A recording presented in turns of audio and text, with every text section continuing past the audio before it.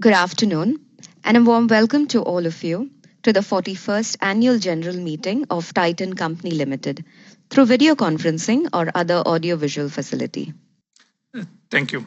Good afternoon, shareholders. This is Dinesh Shetty, General Counsel and Company Secretary of Titan Company Limited.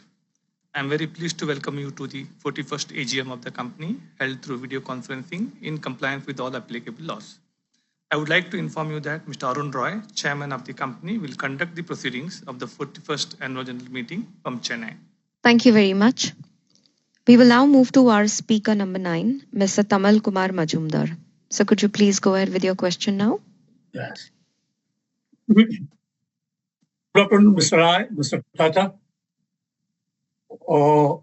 Venkatraman, Balaji Saab, and other directors of the company. Myself, Tamal Kumar Majumdar, an equity shareholder from Kolkata. Feeling privileged to be a speaker after our beloved Bhatsha. Sir, I have asked for a hard copy of the annual report financial year 25 on 4/7/2025. I received the same a bit late. I have asked for the hard copy not for any reason, but to do my homework before attending the meeting. Hope this will not happen in future. As our company secretary is not available to us, so requesting you to look into the matter. And this is the last AGM attended by our beloved CEO Venkatraman Sir. He will retire on 31st December 2025. We wish to express our deepest appreciation for his leadership as the CEO. His contribution and its shareholders will be long remembered. We all wish him a relaxed and enjoyable retirement. We also welcome Mr. Chawla as our new CEO and Arun Narayan as the CEO Jewelry with effect from 1/1/2026, and wish them good luck. Sir, I have gone through the 452-page annual report, have some queries, and seek your indulgence. No, I hope it is not possible for me to complete it within 2-3 minutes. So seek your indulgence. Hope there will be no disturbance from the moderator or any other here. And there will be no disconnection. And I will concentrate myself on the accounts only, nothing more than. Sir, I have noted from the accounts of Carrot Line Trading Private Limited that it booked rupees 50.98 crore as exceptional loss during financial year 25, relating to loss on investments and loans to its wholly owned subsidiary Studio C Incorporated, due to signing of exclusive distribution agreement with its fellow subsidiary TCL North America Incorporated, with sole right to market its product in the North American region, and ceased distribution agreement with Studio C Incorporated. What is the reason for such new agreement with TCL North America, cancelling the agreement with its subsidiary? Why they provided the entire loan and investments in Studio C Incorporated during financial 25? Why the said loss is not disclosed separately under exceptional loss under the consolidated accounts of Titan Company Limited during financial year 25? Why the note is also not being disclosed in the consolidated accounts of our company?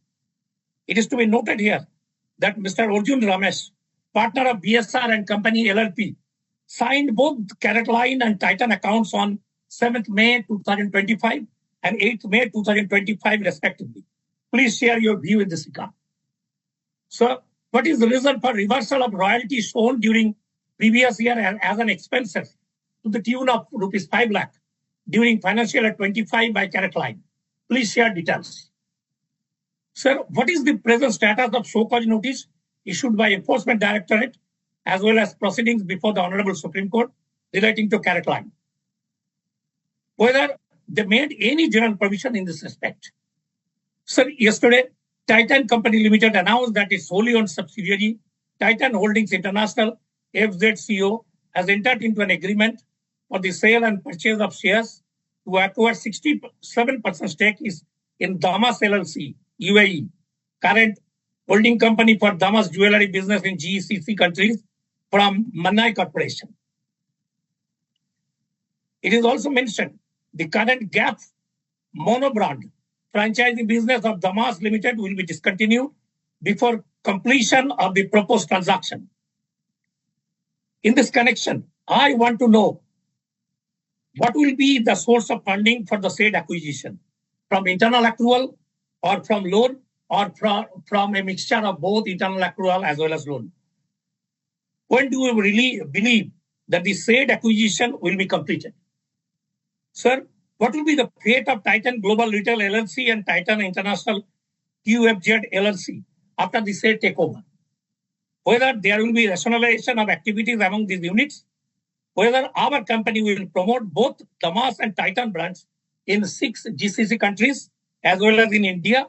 Please share your thoughts in this regard, sir. Sir, during the year, our company declared better results. It is noted that the started jewelry's low double-digit value growth on year-on-year basis, while demand in high price bands sustained, resulting in double-digit growth in sales. Gold coin sales saw a sharp upstick due to rising gold prices and customer shift towards investment-grade products, resulting margin dilution. Loss in other segment on standalone basis before unallocable basis increased to 124 crore from 93 crore. It is in page 322, sir. What is your expectation from the current year? What steps the company has taken to mitigate pressure from gold coin sales? When do you believe the Naira will break even and contribute positively to our coffer? And what about profitability of fragrance business and its future? Whether the management expects margin stability despite gold price volatility during the current year? Please share your thoughts, sir. Sir, it appears that our online business contributed 7% of sales during financial year 25, mainly from gold jewelry coin business. What is the contribution of our own online channel out of total contribution? What is your expectation from the said channel during financial year 26? Sir, as per page 323, revenue from other countries increased from 926 crore to 1,485 crores during financial year 25. Though revenue increased in relation to previous year in respect of Titan Global Retail LLC and Titan International QFZ LLC, yet both units booked total loss of 117 crore during financial year 25. Please share your thinking of the profitability during the next 5 years. I'm sorry to interrupt, Mr. Majumdar. There are several queries, it looks like. Would you be able to send it on email to the company? No. There are several participants waiting for that turn. I have to complete it. I have 3 other queries. This is not fair. This is not fair for a Tata company like this. Yeah? And sir, it is noted from the company accepted deposits of rupees 3,458 crore from members and closing balance remained unpaid for unpaid or unclaimed at the end of the year as rupees 1,788 crores. Whereas closing balance of Golden Harvest scheme shown as 1,705 crore in page 412. What is the reason for such difference? How much of the amount remained unclaimed as on 31st March 2025? What is the rate of interest charge on it, sir? Sir, I have only 2 queries now. It is noted from page 337 that there was no balance in respect of corporate guarantees to Titan Holdings International ZFCO, Titan Global Retail LLC, Titan Commodity Trading Limited, TCL North America Incorporated, and Titan International QFZ LLC as on 31st March 2025. Whether this company withdraw these corporate guarantees or it is being lapsed over time. And my last question about the sexual harassment cases that is increasing in our company during the year. Against 11 complaints relating to these, 5 complaints remained pending at the end of the year, page 234. Out of 11 complaints, 6 complaints are upheld under POS. Whether any torment or lost job due to complaints are upheld on POS as on date. Whether total number of complaints include any complaint or complaints received from our global units. Whether the company mentioned monitors complaints received by its contract agencies for its logical conclusion, and what steps the management has taken to decrease the menace, and what is the present status of pending complaints. Thank you, Mr. Chairman, for allowing me to complete my question. Thank you very much. Mr. Majumdar,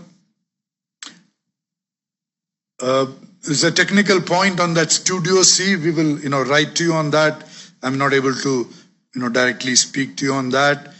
Status on the show cause notice is still the same. It's at the High Court and the matter is sub judice. The financing of Damas will be internal accruals and debt and borrowing, debt. Portfolio strategy. So I spoke about how Tanishq is a very strong brand for the Indian diaspora and the South Asians a little bit in the GCC countries, and how Tanishq is not relevant at all for the Arab ethnic groups. And Damas is actually hardly relevant for the South Asians, but totally relevant for the Arab race. And therefore, it's a wonderful marriage of two brands for two different customer segments and a fabulous portfolio. Online sales is very strong. Omni-channel for Tanishq itself is almost touching $1 billion. I'm sure it'll be $1 billion in FY26. That's how big Omni has become for Titan Company. It's much more pronounced in watches because it's that kind of a category, and we are ratcheting it up in I+ as well.